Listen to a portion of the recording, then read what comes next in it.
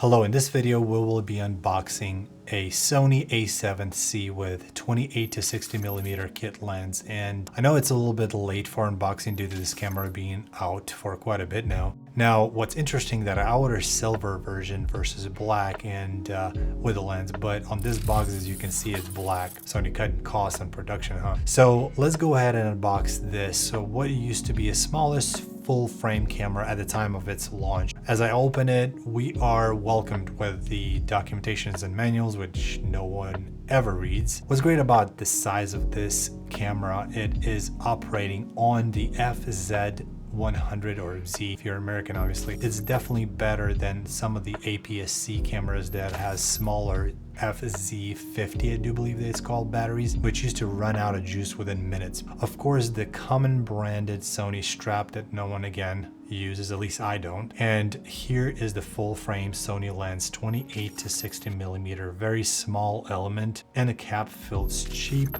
Overall, it feels very plasticky. The focus ring is not very smooth, same as the zoom ring. It seems like I'm just grinding plastic on plastic. We'll see if it's good for production. The only bad part about this lens is at the moment you start zooming in on something, the aperture changes from 4 to 5, I do believe in 5.6, which is not best when you're trying to stay the same exposure, but I guess no one will ever be zooming in while they're recording because it's a non-smooth zooming ring. Yeah, it's not the greatest. So here's the camera. I decided to go with silver version versus black because it gives me that vintage vibes of looking just like an old school film cameras. It looks great, even though the silver part is mostly plastic, full frame sensor. It does look beautiful. Even though this camera is essentially identical to Sony A7 III, specifically with that core features and UI menu, this one is one of the first nice Sony cameras that has a rotating flip out screen, which is fantastic when you're trying to film yourself and see what's in frame, what's not. And of course, these rattling rings, I'll be definitely taking them off. Very good looking design and sleek buttons. The only problem is the grip.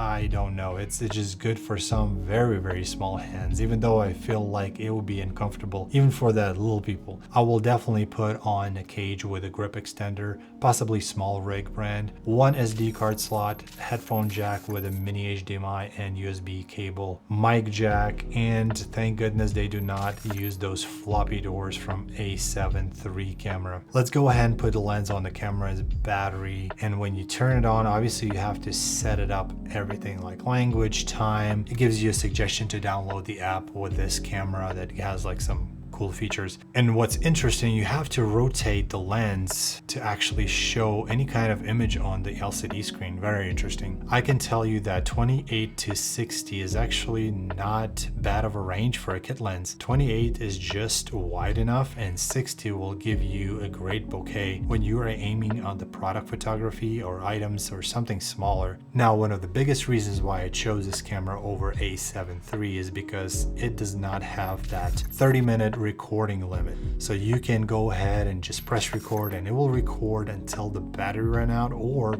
you're filled up the SD card. It has a real-time autofocus with animal focus feature and a great new system of 7-step adjustment of transition speed and 5-step of responsiveness. So when you do focus from one subject to another, it changes focus smoothly and you can control how fast and responsive it does for you. Auto tracker, face tracker, rotating flip out screen, and Sony doesn't advertise that, but it has a second native ISO around 3200 and S-Log.